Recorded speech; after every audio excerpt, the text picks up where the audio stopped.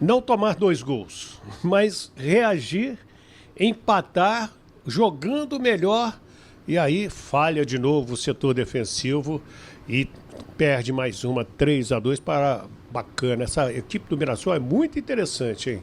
É muito interessante. Não joga com pé mole contra o Mirassol, não, que vai dançar. O Mirassol realmente tem jogadores de qualidade, inclusive alguns que a gente conhece bem aqui. O Gabriel, que foi do Flamengo lá na década passada. O Reinaldo, King Naldo, lateral esquerdo, que foi do São Paulo. Realmente são bons jogadores. Mas o Vasco, de fato, deu muito mole. Eu estava no Maracanã me preparando para narrar o jogo do Fluminense, vitória em cima do Grêmio pela Super Rádio Tupi. E fiquei acompanhando e realmente foram muitos erros. O Vasco...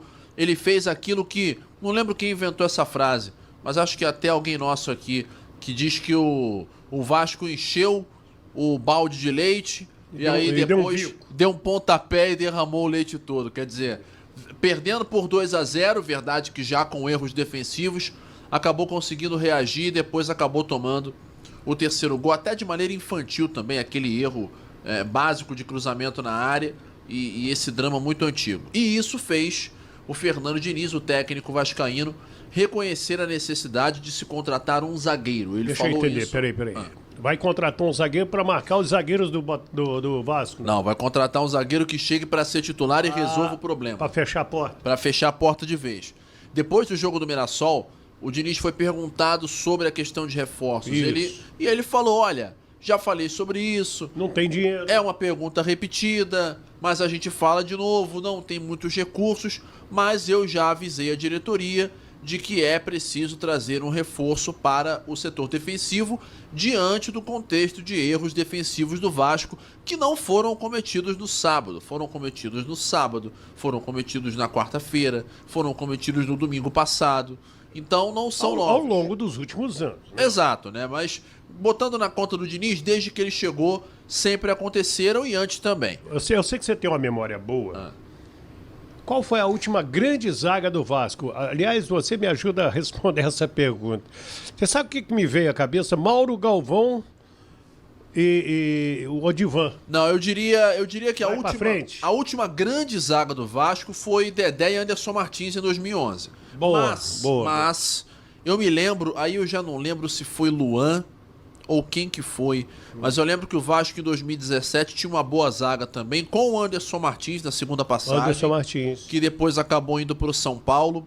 Não acho que era o Luan, não. Acho que o Luan já tinha ido pro Palmeiras nessa época. Mas enfim, vou consultar aqui os meus alfarrábios, o famoso pai dos burros, pra conseguir... Eu tenho quase certeza que é essa aí, Luan e o Anderson Martins. Eu tenho quase certeza. É tanto que fez o Luan ser vendido pro Palmeiras. É que eu não me lembro se ele é vendido nessa época ou antes, mas o Anderson Martins também estava. Mas enfim, a última zaga realmente... Foi na época do Eurico. Foi na época do Eurico. A última grande zaga, essa foi uma boa zaga. A última grande zaga do Vasco, na minha opinião, foi Anderson Martins e Dedé lá em 2011, 2012. No título da Copa do Brasil. E vice-campeonato brasileiro. O último grande ano do Vasco, na verdade, quer dizer, já faz muito tempo. Aliás, eu acho que não era Luan, não. Eu acho que era Rodrigo já. Acho que era Rodrigo, não era? Ou Pode Rodrigo ser. foi antes? Não, pode ser o Rodrigo. Pode Rodrigo ser. e Anderson Martins. Ajuda nós. Eu vou provocar. Ah, tá bom. Ajuda nós aí. Foi Rodrigo e Anderson Martins, foi Luan ou o Anderson Martins. A gente não vai consultar ou você quer consultar? Não, eu vou dar uma olhada aqui rapidinho, ver se eu encontro, mas enfim, só para destacar e para trazer esse exercício de memória, para fixar a ideia de que de fato o Vasco vem passando por um problema defensivo já de muitos anos. E o Diniz espera que a chegada de um jogador experiente resolva. O Vasco tentou o Saldívia do Colo-Colo, mas o Colo-Colo só aceitava vender. O Vasco não tem condição de comprar um jogador, não pelo valor pedido pelo Colo-Colo, algo em torno de 15 milhões de reais. Então, esse valor realmente fica fora de questão. Tinha gente sugerindo aqui o Balbuena, que acabou indo pro Grêmio, né? O Balbuena foi oferecido ao Vasco, mas o Diniz não gosta do estilo dele por considerar que é um zagueiro lento. Ele quer que haja um zagueiro que seja um zagueiro de combate e não tanto um zagueiro de sobra, como é a questão do Balbuena, que é um zagueiro forte, mas é um zagueiro mais com características de sobra. Então, diante disso, o Diniz considerava que trazê-lo não encaixaria bem dentro do esquema que ele tem. Não gosta do fato do Balbuena não ter uma boa saída de bola. Basicamente é isso. E vou dizer para vocês, eu não tenho vergonha de falar quando eu erro, né? Porque nem tudo é vitória. Você perde também. Claro. Você faz previsão. Por exemplo, o Maurício Lemos, que hoje é muito criticado, vem falhando na zaga do Vasco, ele teve uma boa passagem pelo Atlético, cara. Teve uma boa passagem pelo Galo. O próprio João Vitor, ele passou bem pelos outros clubes, mas aí caiu na bobagem de brigar com a torcida ou responder às provocações da torcida. O torcedor, ele tem todo o direito, ele tem a licença poética, e o jogador é melhor não reagir, deixa como tá. E agora ficou assim, parece insuportável, o torcedor não engole mais, infelizmente, o João Vitor. Vai sair do Vasco, vai entrar em outro time, vai jogar pra caramba, você vai ver. Como tantos outros, como o Galarza. Lembra do Galarza? Lembro. Galarza, Paraguai, joga nada. Aí hoje foi pro River Plate. Só isso, né? Só isso. Tava jogando pra caramba no time dele. E na seleção paraguaia. E na seleção paraguaia titular, fazendo gol em eliminatórias, vai pra Copa ano que vem. Imagina o Galarza hoje no Vasco. Quer ver outro que o Vasco não sabe aproveitar? O Esforço. É verdade. O Esforço, eu confesso que eu não entendo muito bem a situação dele. Porque é um jogador jovem, fez um contrato longo, tecnicamente tem qualidade, cometeu sim alguns erros, mas nada além daquilo que outros jogadores da posição cometeram. Pelo amor de Deus, Léo. Pois é, e um jogador que tem claramente uma qualidade técnica, mas que não vem recebendo oportunidade. Em todo caso, é um ativo do clube e não será vendido. Ele tem contrato até o fim de 2028, então eu acredito que se não com o Diniz, futuramente com outro treinador, ele deverá ganhar mais oportunidades, mas é um jogador de combate e de boa técnica. Sabe bater falta. Aquele gol que ele fez contra o São Paulo prova isso.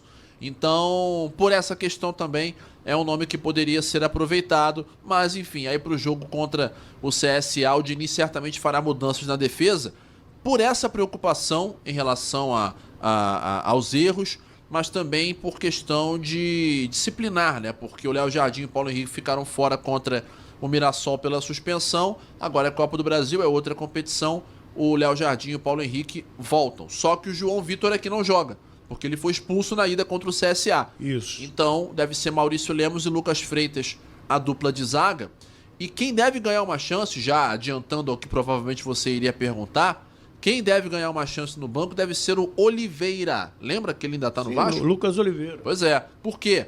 Porque o Luiz Gustavo foi convocado para a Seleção Brasileira Sub-20 para um período de treinamentos em São Paulo. Isso. Ele e o Leandrinho, aliás, lateral esquerdo. Isso. Então o Luiz Gustavo já para quinta-feira não fica disponível, fica fora até do banco. Então talvez o único zagueiro que tenha o Diniz no banco seja exatamente o Oliveira, uma vez que o João Vitor está fora e o Lemos e o Lucas Freitas serão os titulares, a não ser que coloque o Hugo Moura. Coloque o Hugo Moura ou algum volante, ou ainda pince algum outro jovem do Sub-20, mas isso é menos provável. Você está falando da base do Vasco. Hoje o técnico Dudu Patetucci, que é do Sub-17, ele convocou para um período de 2 jogos amistosos com a Costa Rica, em Florianópolis, dias 21 e 24 de agosto. Essas duas seleções vão estar no Mundial lá em Doha, no Catar. O Lucas Andrade, que é goleiro, e o meia Andrei Santos, do Sub-17 do Vasco também. E acho que ainda faltou um nome, confesso que ignoro o fato de não estar, que é o Diego Minetti, que é talvez o grande nome desse time Sub-17 do Vasco, e é um jogador que está para assinar contrato profissional com o Cruz Maltino. Tem 16 anos apenas, ele é capixaba e é um jogador com realmente muita qualidade, é um meio atacante extremamente habilidoso, alto, forte, jogador moderno, como se fala, né? Do jeito que os europeus adoram. E com passaporte europeu porque é de família italiana. Então é realmente um atleta... Com sobrenome, né? Exato, exato. Então, mas também, de fato, esses dois que você citou, o Andrei e qual é o outro? Me desculpa. O Andrei e o goleiro Lucas Andrade. Lucas Andrade, pois é. Eles se destacaram, inclusive, no título da Copa do Brasil Sub-17 recentemente, que o Vasco derrotou, se não me falha a memória, o Paysandu na decisão. E eles, assim como o Minetti, realmente foram bem. O Andrei é um jogador de lado de campo, é habilidoso, baixinho e tal. Se eu não me engano, chegou a jogar profissionalmente já. Teve oportunidade no Campeonato Carioca desse ano, entrando ali no segundo tempo e tudo mais.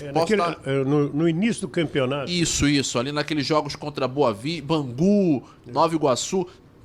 Tenho a impressão dele ter entrado em campo, não sei se foi o caso. mas pelo menos relacionado para o banco ele foi. Então realmente a base vascaína continua revelando bons jogadores e que futuramente vão estar no time profissional. Mais alguma notícia? Só uma última em cima disso que eu falei do Leandrinho e do Luiz Gustavo na seleção sub-20. Quem pode também ganhar uma chance no banco contra o CSA é Riquelme, que há muito tempo não joga pelo Vasco. Lateral esquerdo. Exato, também joga de atacante.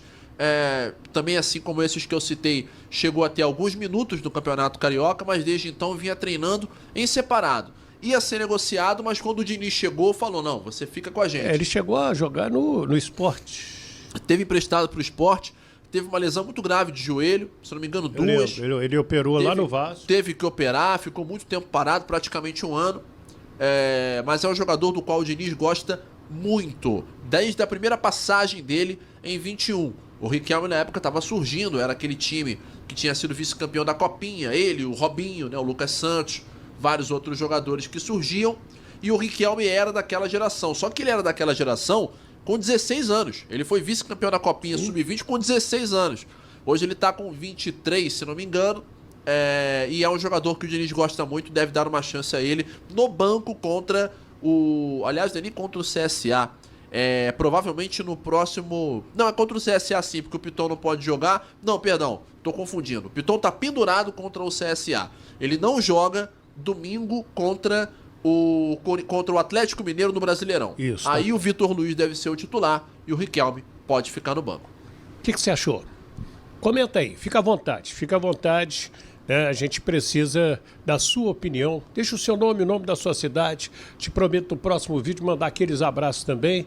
Obrigado, meu ídolo. Eu que agradeço. Um abraço pra você, pra todo mundo ligado. Então é isso, família Cruz Maltina. Muito boa tarde.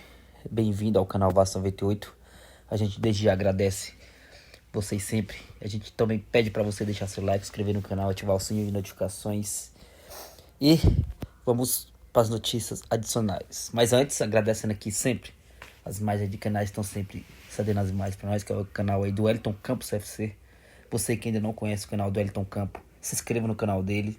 Tá saindo sempre novidades e opiniões. A gente traz tudo aqui para vocês. E agradecendo sempre a imagem aí do canal do Elton Campos FC. Bem, vamos para as notícias de hoje à tarde. Vocês sabem que o momento do Vasco tá pegando fogo nos bastidores. Tem muita informação de bastidor. Tem muita pressão em cima do Fernando Diniz. Muita gente falando que o Fernando Diniz pode entregar o cargo se caso for eliminado aí para o CSA. Então, quinta-feira é um jogo importantíssimo para todos dentro do Vasco. Não só para o Fernando Diniz, mas para o Pedrinho, para o Felipe. Porque se o Vasco for eliminado, corre o risco de acontecer muitas coisas, inclusive no estádio, tá? A torcida já está cansada. Então, até o Lédio Carmona falou que o Casemiro mandou uma mensagem para ele dizendo que não era bom ele ir para esse estádio. Então, é complicado. Vai ser um jogo complicado. Mas amanhã e na quinta a gente fala mais sobre o jogo. Vamos falar aqui sobre os bastidores, tá? Porque a gente vai falar aqui sobre a recuperação judicial do Vasco aí, que tem informações. O Banco Bradesco aí quer empatar a recuperação judicial do Vasco. Uma notícia um pouco chata, tá? Que trouxe aí foi o podcast Cruz Maltino. Que o Banco Bradesco aí quer que o Vasco não entre em recuperação judicial. Eles têm uns pedidos lá que não tá concordando muito aí com essa recuperação judicial. Então o Vasco aí tem uns dias aí para poder se posicionar aí sobre esse caso, e resolver o mais rápido possível, senão a RJ aí pode cair. Mas vamos falar aqui sobre mercado da bola, tá? A situação de Andrés Gomes o Vasco ganhou mais um concorrente, tá? Hoje na parte da manhã, depois do vídeo, a gente recebeu mais uma informação de mais um interessado no jogador. E agora é o Corinthians, tá? O Corinthians está interessado aí no Andrés Gomes, então é a notícia exclusiva para vocês, tá? Corinthians e o Ceará estão aí na briga com o Vasco para contratar o Andrés Gomes. Então o Vasco nessa situação fica complicado aí nesse negócio. Mas o Vasco aí segue negociando com o jogador. Então vamos aguardar aí porque teremos novidade nessa semana. E você pergunta, e o Admar trouxe alguma novidade da Europa? A gente tá buscando informações, tá?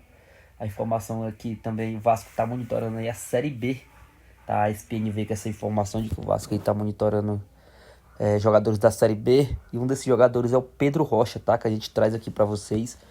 O Vasco tem interesse no Pedro Rocha, um jogador que tá se destacando aí na Série B, já passou por vários clubes aí, inclusive o rival. Então o Vasco tem interesse nesse jogador. Uma informação exclusiva aqui pra vocês, tá? O Pedro Rocha, o Vasco tem interesse. Então, não só ele, como outros. Bruno Zapelli também é um nome que interessa a diretoria do Vasco, jogador do Atlético Paranaense. Outro meia também que interessa a diretoria do Vasco. E a gente vai buscar mais nomes aí que o Vasco está sondando. A ESPN também trouxe que o Vasco tem 2 reforços na Europa encaminhado, tá? O zagueiro e um atacante. Possivelmente pode ser o Andrés Gomes, tá? Ou então outro. Pode ser outro também que o Vasco está negociando. E o Vasco também tem um zagueiro fechado, tá? A gente vai procurar informações. Vale lembrar que o Vasco também tem interesse aí no Zumar. Tem alguns jogadores livres, zagueiros aí na Europa de muita qualidade, tá? Então o Vasco tá aí encaminhando a contratação de um zagueiro. A gente vai tentar buscar quem é esse zagueiro e trazer aqui em primeira mão para vocês. Então, se você quer receber em primeira mão essa informação, ativa o sininho, se inscreva no canal, deixa seu like aí nos vídeos. Eu quero ouvir a opinião de vocês aqui nos comentários. O que é que você tá achando do Vasco no momento? Quem é os reforços que vocês indicam da Série B? Você que acompanha a Série B, deixa nos comentários aí os reforços. Pedro Rocha e Zapelli seria uma boa? Deixa aí nos comentários. Um forte abraço e saudações cruzmaltinas.